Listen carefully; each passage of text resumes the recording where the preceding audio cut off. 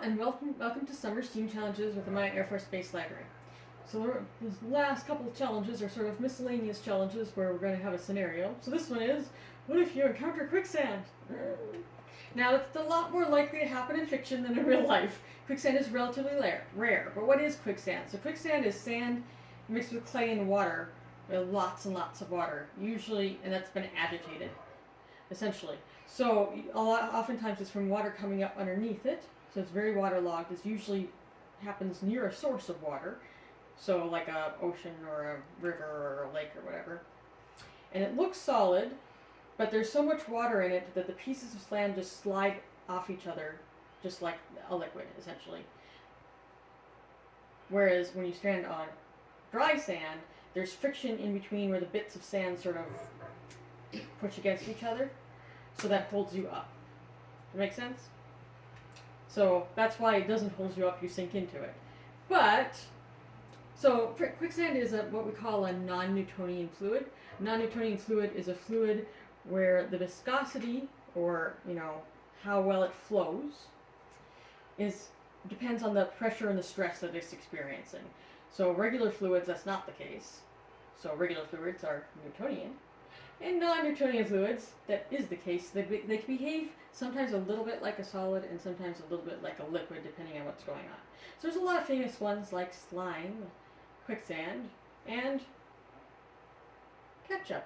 Probably shouldn't have picked that up. Because with ketchup, when it's undisturbed and has been sitting for a while, it behaves a little bit like a solid. And if you disturb it, it behaves a little bit like a liquid, or it pours a lot better.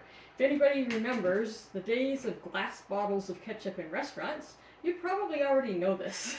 So you take a glass bottle of ketchup in a restaurant, and if you're the first person to try to get the ketchup out, you're going to be shaking it and whacking it, and it will take a while, and then all of a sudden it'll come out.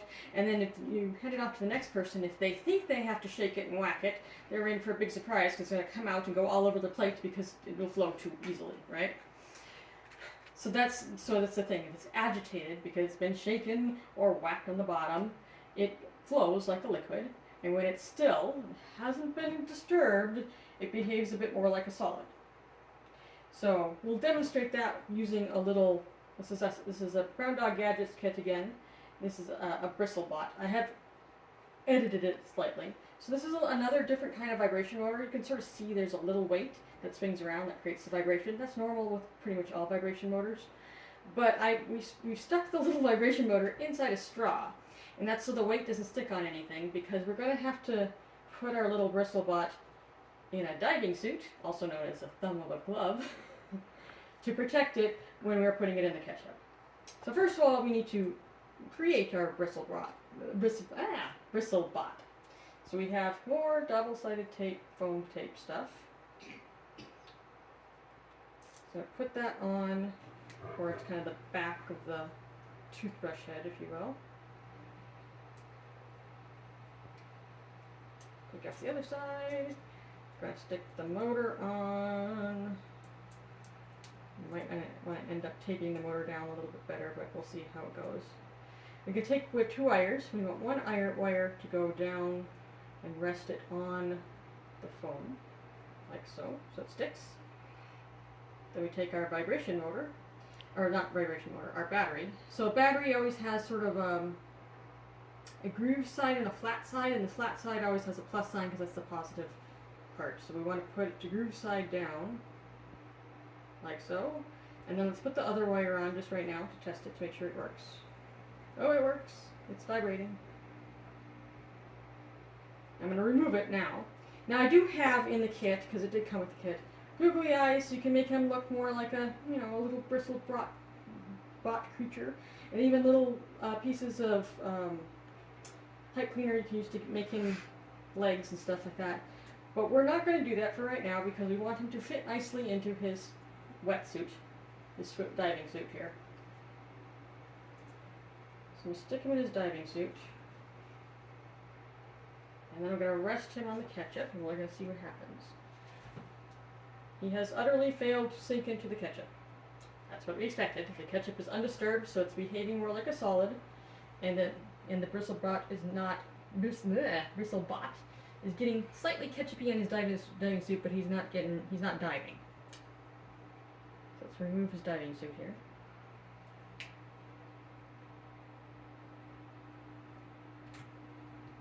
Take a piece of tape.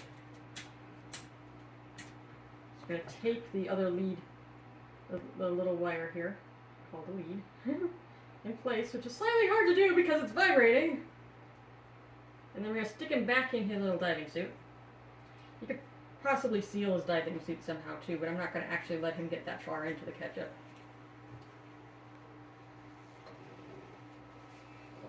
Oh, this worked better last time. I think the diving suit's a bit too big, but he is sinking further into the the ketchup. You can tell that. He's gotten that far in because now he's disturbing the ketchup and it's allowing to sink. We don't want to let him go too. Oh, he's going further, but I'm not going to let him go too far because I don't want to mess him up too badly. I have to get him out of his diving suit while he's covered in ketchup. It turns out to be not that easy.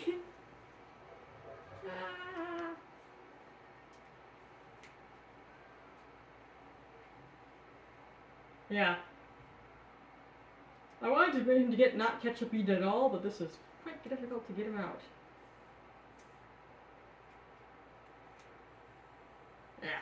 Yeah. Anyway, the moral of the story is, if you do experience quicksand, you gotta keep in mind that your legs there's a lot of bone and muscle in your legs. So they are denser than the quicksand, so they will sink, which, that's why quicksand can be dangerous, right? But your torso has a bunch of air in it. Hello, lungs. So it is much less dense. So you're not naturally going to sink lower than like about your waist, maybe a little bit higher, but not by much. So you're not drowning in quicksand, doesn't happen. Now drowning, if it's on a beach, you get stuck in the quicksand and the tide comes in, that can definitely drown you, but it was the tide that drowned you, not the quicksand. When quicksand kills people and animals, which doesn't happen very often, but does happen, it's either because they're trapped and can't get out and they die of thirst, or the tide comes in and they drown. So you don't drown in quicksand. But it is true that you sink faster if you are flailing around and kicking your legs and moving around a lot. So what you should do instead is lay back, because you can float on quicksand, and slowly move here, get your arms and your legs out of it, and then sort of kind of try to belly crawl for freedom a little bit. So anyway, again, it's non-Newtonian fluid, so agitating it, not a good thing. And that's all for this week's challenge. Thank you.